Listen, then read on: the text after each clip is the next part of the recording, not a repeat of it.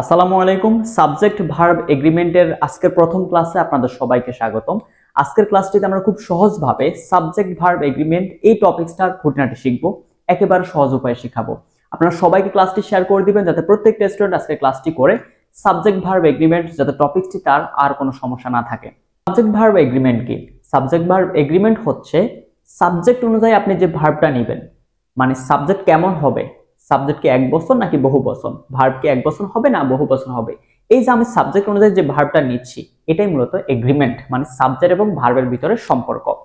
তো আমরা প্রথমে যেটি দেখব সেটি হচ্ছে সাবজেক্ট যদি আপনার যে নাউন বা প্রোনাউন থাকবে সেটি যদি সিঙ্গুলার হয় তখন আপনি ভার্বটাকে সিঙ্গুলার নিতে হবে। সাবজেক্ট যদি প্লুরাল হয় তখন আপনাকে ভার্বটা প্লুরাল নিতে হবে। আমরা জানি যে সাবজেক্ট নাউন বা প্রোনাউন থেকে হয়ে থাকে। তো আপনি একটু দেখেন দেটা হচ্ছে কি প্রোনাউন। এখন দেখেন দে দ্বারা অনেককেই বোঝায়, তার মানে এটা হচ্ছে প্লুরাল ফর্ম। এরপর আমরা হ্যাভ ভার্ব ইউজ করছি। আমরা জানি টু হ্যাভ ভার্ব হচ্ছে তিনটা, হ্যাভ, হ্যাজ, হ্যাড। হ্যাভ হচ্ছে প্লুরাল, হ্যাজ হচ্ছে সিঙ্গুলার। এখন দেখেন দে যেহেতু প্লুরাল ফর্ম এইজন্য আমরা ভার্বটাও প্লুরাল ফর্মে নিয়েছি। কেমন? ওকে। আতিক সিঙ্গুলার, এইজন্য আমরা হ্যাভ ভার্বের ভিতরে আমরা সিঙ্গুলারটা নিয়েছি, খেয়াল করেন। কিন্তু তার মানে আমরা যখন প্লুরাল দেখব তখন আমরা প্লুরাল ভার্বটা নিব। এটি তো টু হ্যাভ ভার্বের উদাহরণ। এখন আমরা দেখব মেইন ভার্ব দ্বারা কেমন হয়। যদি আপনি হি ইউজ করেন, যেমন he reads a book, reads a বুক। আচ্ছা লক্ষ্য করেন হি রিডস, হি হচ্ছে থার্ড পারসন সিঙ্গুলার এবং কি সে একজন, এটা মানে কি সিঙ্গুলার। আর মনে রাখবেন ভার্বের সাথে যখন আপনি মেইন ভার্ব প্লাস এস যখন যুক্ত করবেন তখন সেটা সিঙ্গুলার হয়ে যাবে। এখন দেখেন যেহেতু প্রেজেন্ট টেন্স, এটি হি হচ্ছে একজন, এইজন্য আমি ভার্বের সাথে এস ভার্ব যুক্ত করছি, মানে আমি এটাকে সিঙ্গুলার করছি। এখন আমি যদি বলি দে হচ্ছে কি প্লুরাল ফর্ম, তার মানে কি আর রিডস থাকবে না, তখন সে মেইন রিড হবে, এস যুক্ত আর হবে না। কারণ কি বলেন তো?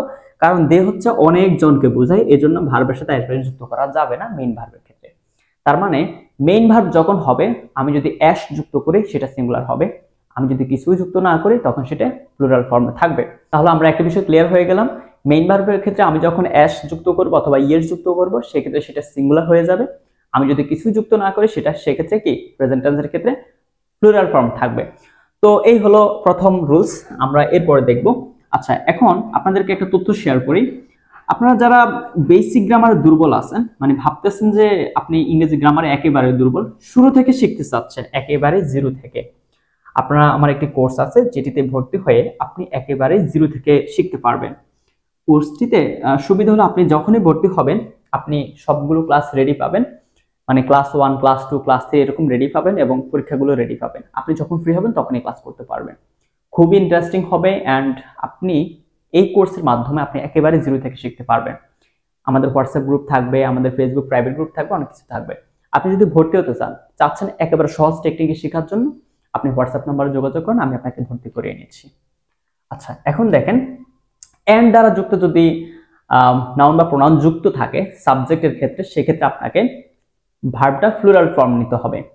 এর ব্যতিক্রম রুলস আছে, আমরা একটু পরে দেখব। যেমন আরমান এন্ড রায়হান, এটি আমরা দুটি নাউন দেখতে পাচ্ছি, মানে কি একের অধিক হয়ে গেছে, তার মানে কি প্লুরাল হয়ে গেছে। দেখেন আর ইউজ করা হয়েছে, আরটা কি প্লুরাল ফর্ম। আমরা যদি দেখি আর কোথা থেকে এসেছে, অক্সিলারি ভার্ব থেকে, এম ইজ আর। ওকে, এমটা বসে আয়ের সাথে, শুধুমাত্র মনে রাখবেন ইজটা হচ্ছে সিঙ্গুলার, ইজটা হচ্ছে কি সিঙ্গুলার, আরটা হচ্ছে প্লুরাল। কেমন? আরটা হচ্ছে প্লুরাল। তো দেখেন আরমান এবং রায়হান দুজন ব্যক্তি, এইজন্য আমরা আর ইউজ করছি। আচ্ছা যদি আরমান বাদ যায়, আমি যদি আরমানটা কেটে দিই, তার মানে শুধু রায়হান হয়, তখন কি আমি এম ইজ আর কাকে নিব বলেন? এম তো আয়ের সাথে বাদ, আর হচ্ছে প্লুরাল, এখানে শুধু রায়হান, তার মানে ইজটা বসবে। কেমন? এখন মেইন ভার্বের ক্ষেত্রে কি হবে? আমি যদি রায়হান দিয়ে একটা উদাহরণ দিই, যেমন Raihan goes to school, Raihan goes to school. আচ্ছা বলেন তো রায়হানের সাথে আমি গোর সাথে অ্যাস যুক্ত করছি কেন? ওই যে একটু আগে বললাম আমি যখন মেইন ভার্বের সাথে অ্যাস বা ইয়েস যুক্ত করব সেটা তখন সিঙ্গুলার হয়ে যাবে। আমার রায়হান যেহেতু একজন এইজন্য আমি অ্যাস যুক্ত করছি। এখন এখানে আমি যদি আরমান এন্ড রায়হান যদি ইউজ করি তখন কি গো হবে, তখন আর গোজ হবে না। কেমন? ওকে, আশা করি বুঝতেছেন। মনে রাখবেন মেইন ভার্বের সাথে যখন অ্যাস দেখবেন তখন বুঝতে হবে সেটা সিঙ্গুলার, কিছু না থাকলে সেটা প্লুরাল। এখন আসেন এন্ড দ্বারা যুক্ত যদি দুটি নাউন বা প্রোনাউন যদি থাকে, হ্যাঁ, সেইটা যদি একজন ব্যক্তিকেই বোঝায় সেক্ষেত্রে আবার আপনাকে সিঙ্গুলার ফর্মটা ইউজ করতে হবে। যেমন দ্য প্রিন্সিপাল অ্যান্ড সেক্রেটারি, দেখেন দা ইউজ করা হয়েছে, দ্য প্রিন্সিপাল অ্যান্ড সেক্রেটারি মানে যিনি প্রিন্সিপাল তিনি আবার সেক্রেটারি, তার মানে এখানে আপনাকে ইজ নিতে হবে। কেন ইজ নিতে হবে? আপনি কেন আর নিতে পারবেন না? কারণ এটা একই ব্যক্তিকে বোঝাচ্ছে, যদিও এন্ড আছে, যদিও এন্ড দেখতে পাচ্ছেন, তারপরও আপনাকে বুঝতে হবে দুটো বিষয় একজনকে বোঝাচ্ছে। এখন আসেন নেক্সট বিষয়টা দেখেন, the principal and the secretary, দেখেন দুই জায়গায় দি আছে। এখানে মূল খেলাটা হচ্ছে আর্টিকেল দ্বারা নির্দিষ্ট করে দিচ্ছে, তার মানে এখানে প্রথমে একজন যে ব্যক্তি ইনিও তিনি, কারণ এখানে অন্য আর্টিকেল ইউজ করা হয় নাই। এখন দেখেন দুই জায়গায় আর্টিকেল আছে, তার মানে বুঝতে হবে দি বসে কি নির্দিষ্ট করে বোঝানোর জন্য, তার মানে এই প্রিন্সিপাল এবং এই সেক্রেটারি দুটো আলাদা আলাদা, তার মানে সেক্ষেত্রে আপনাকে আর ইউজ করতে হবে, কারণ আরটা হচ্ছে প্লুরাল ফর্ম। মেইন ভার্বের ক্ষেত্রে একই, আপনি সেখানে অ্যাস বাই যুক্ত করবেন না, স্বাভাবিক। আর যখন আপনাকে একই ব্যক্তি বোঝাবে তো সেক্ষেত্রে কি আপনি অ্যাস যুক্ত করবেন। ওকে, আশা করি বুঝতেছেন। এবং আপনাদেরকে অবশ্য বলতেছি, আপনারা যারা শূন্য থেকে গ্রামার শিখতেছেন একেবারে জিরো লেভেল থেকে, আপনারা আমার এই কোর্সটি করতে পারেন। ইনশাআল্লাহ আপনি একেবারে সহজ টেকনিকে 17টা টপিকস প্লাস ফ্রি হ্যান্ডরাইটিং সবকিছু শিখতে পারবেন। Okay, with as well as accompanied by, যদি এরকম থাকে তখন আপনাকে প্রথমে যে সাবজেক্টটি দেওয়া হবে, মানে প্রথমে যে নাউন প্রনাউনটি থাকবে সেটার মধ্যে ভার্ব নেবেন আপনি। Atik together with his children, দেখেন আতিক আছে আর টুগেদার উইথ, আমাদের এই টুগেদার উইথ হচ্ছে কি আমাদের এই ওয়ার্ডগুলোর একটি, এবং হিজ চিলড্রেন, দেখেন আপনারা হিজ চিলড্রেনও দেখতে পাচ্ছেন, দুটি সাবজেক্ট দেখা যাচ্ছে, মনে হচ্ছে দুটি সাবজেক্ট, এবং আপনারা মনে করতে আচ্ছা এখানে তো দুটি সাবজেক্ট, তার মানে মনে হয় ভার্বটা প্লুরাল হবে না। আপনাকে দেখতে হবে প্রথমে কে আছে, প্রথমে আতিক সিঙ্গুলার, তার মানে আপনাকে নিতে হবে হ্যাজ, অথবা আপনি যেহেতু আছে অর্থে নেবেন সেক্ষেত্রে আপনি হ্যাভ না নিয়ে কি নিতে হবে, হ্যাজ নিতে হবে, কারণ কি এটা এখানে আতিক হচ্ছে একজন। এখন আতিকে চাই যদি বলি দে, দে বসে, এখানে যদি অন্য একটা ইয়ে থাকে আপনাকে জাস্ট দেখতে হবে প্রথমে কে আছে, এই ওয়ার্ডগুলোর শুরুতে কে থাকবে সে অনুযায়ী ভার্বটা হবে। শুরুতে যদি সিঙ্গুলার থাকে আমি সিঙ্গুলার নিব, শুরুতে যদি প্লুরাল থাকে আমি প্লুরাল নিব, কেমন?